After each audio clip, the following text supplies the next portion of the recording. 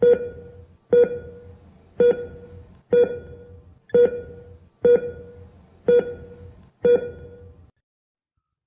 mga ka-artists, let's talk about CMV. Ano yung meaning and characteristics, indications, and complications of CMV.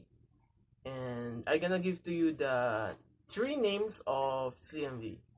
Let's go guys, let's find out. Let's go! Okay guys, the 3 names of CMV is, let's talk about it. Number 1, the control mandatory ventilation. Control mandatory ventilation. And number 2, the control mode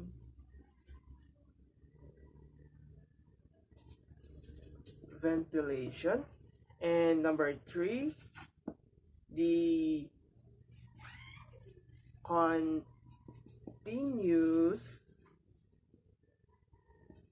mandatory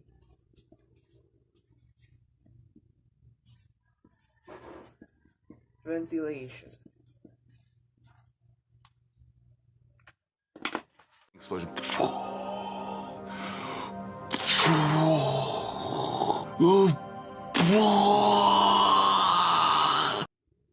And here guys are the 3 names of CMV. Number 1, the control mandatory ventilation. Number 2, control mode of ventilation. Number 3, continuous mandatory ventilation. And let's go to the meaning. Well, what are the meaning of CMV, or also called continuous mandatory ventilation or control mode ventilation? The ventilator delivers the preset tidal volume at a time-triggered frequency.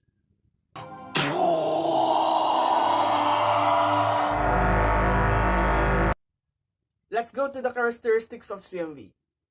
The characteristics of CMV is, number 1, type of breath.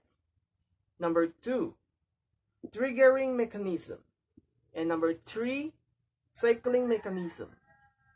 And let's go to the type of breath. Okay, type of breath. Each breath delivers mechanical tidal volume. Here. Type of breath, each breath delivers mechanical tidal volume. It's the one of characteristics of CMV. And let's go to the triggering mechanism. The triggering mechanism is every breath in the control mode is time triggered. Here. Every breath in the control mode is time triggered. It's the one of characteristics of CMV. And let's go for the third, the cycling mechanism. The cycling mechanism is inspiration is terminated by delivery of the preset tidal volume or volume cycle. Okay. Okay guys, the indications for CMV. Number 1, the tetanus or the other seizures activity. Number 2, complete rest between 24 hours. And number 3, the patient with a crushed chest injury or fractured with the chest. Here guys. Here are the 3 types for candidates for CMV. Okay. Let's put it here. Okay. Okay, let's go to number 1.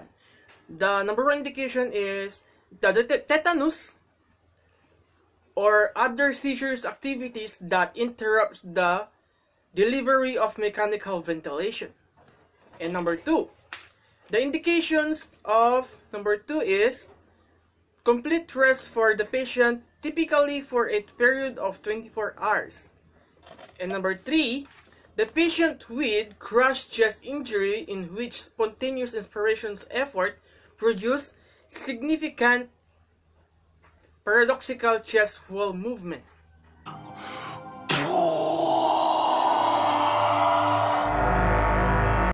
And the second complications is rapid disease atrophy, which means rapid disease atrophy is a abnormal from the diaphragm, or there a lack of movement from the diaphragm of the patient that may cause of lack of air through to the lungs and go in the lungs or go out of the lungs.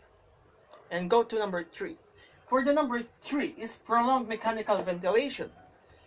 When we say prolonged mechanical ventilation, it can lead to diaphragmatic oxidative injury to elevated profusely and reduce functions of the diaphragm. And thanks for watching guys, and sana naintindihan yung topic natin at na-discuss natin ang continuous mandatory ventilation and the 3 types, the characteristics, the indications, and complications. So, dito muna tayo magtatapos ang video natin, and salamat po sa pakikinig. Thanks for watching. Bye-bye!